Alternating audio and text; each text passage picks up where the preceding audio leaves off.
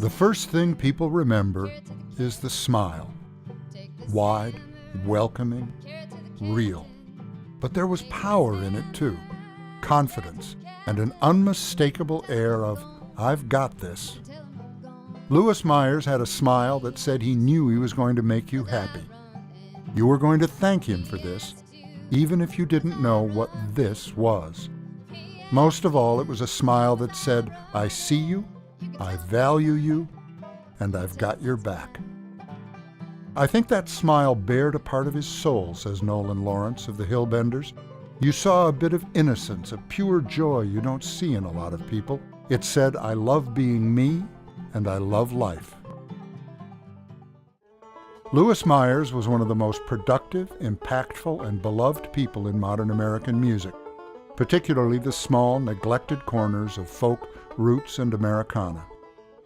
In everything he did, as Executive Director of Folk Alliance International, co-creator and music director of South by Southwest, director of the Austin Music Network, organizer of the Song Island record label, the LMNOP and Rock Girl festivals, artist manager, and swashbuckling banjo and pedal steel player.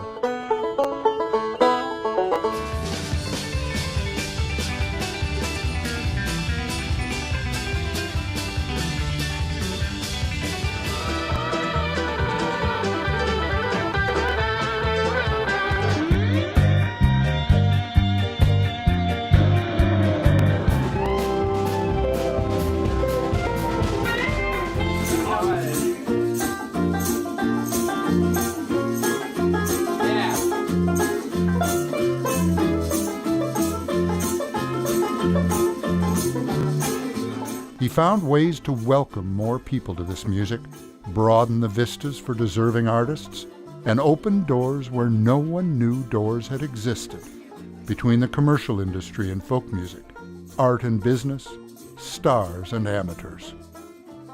Louis saw what others couldn't, did what others didn't, says Folk Alliance director Angus Finnan.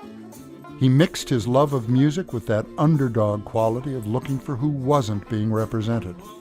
He built guest rooms onto the House of Folk, places for neighbors and long-lost relatives no one even knew were in the family. He didn't rail at the great high wall, says Louis's niece, Lori Callahan. He said, "How do I make this happen?" You could never say that's just the way it is. He would say, "Oh, there's a way to fix it. Who do we talk to?"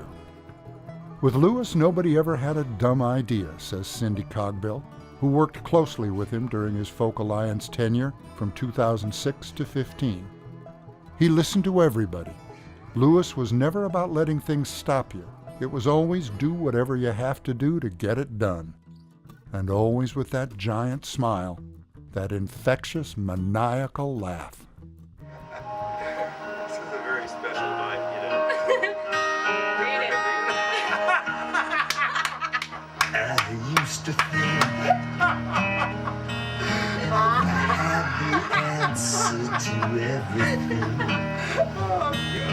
So tell me to shut down. I'm not a girl. Not yet a woman.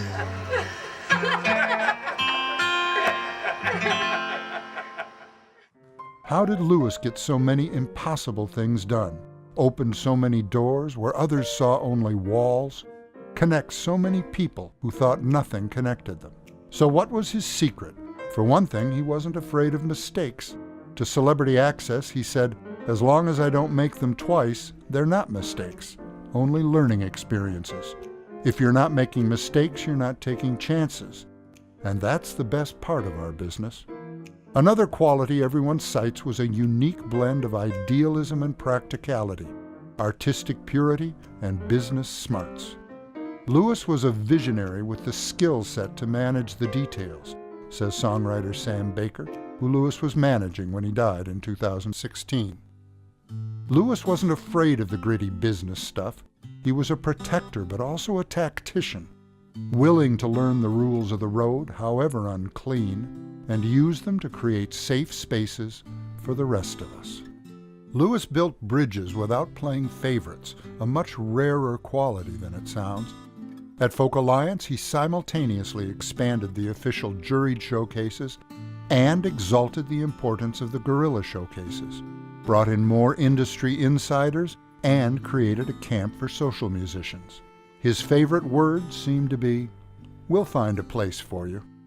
But he had a special eye for the underdog, the heart of a protector. Many know the story of how long Lewis dreamed of a bluegrass version of The Who's rock opera Tommy, until he brought it to the Hillbenders. Listening to you, I get the music, gazing at you. I get the heat, following you. I climb the mountain, I get excitement at your feet. Fewer know that he immediately saw them as the right band, but also that they were young, unready for the success he knew it would bring. So Lewis delayed his dream for years, until he thought they were ready to fully benefit from it. And when he approached them, he had every detail mapped out, as Lawrence put it, from zero to hero. For Lewis Meyers, if it wasn't a dream that helped everybody, it wasn't ready to come true.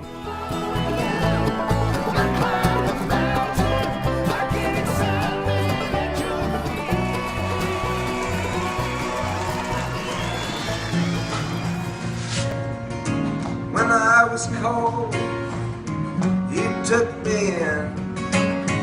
When I was in trouble, you saved my skin and gave me a roadmap back to where I'd been, so I could get back home.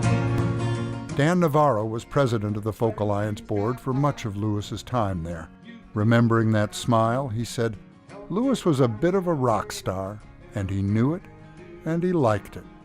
He liked the way helping people made him feel. He was proud that he was good at it. He was very smart, knew the right people, and could deftly balance the art and business of music. That's part of what made him the coolest guy in the room, and Lewis liked being cool." After a long silence, Navarro says, "I'm sorry we won't see what he would have done next. We all are, and we'll miss the big smile that would have come along with it." Oh, what are you guys doing here? Oh, goodness. Are we rolling? Yes. Yes. No. Yes. No, we're not. We're not rolling. Gosh. So if you find you're far away from home, way down the road, so many miles you roam, it might be time for you to turn that map around so you can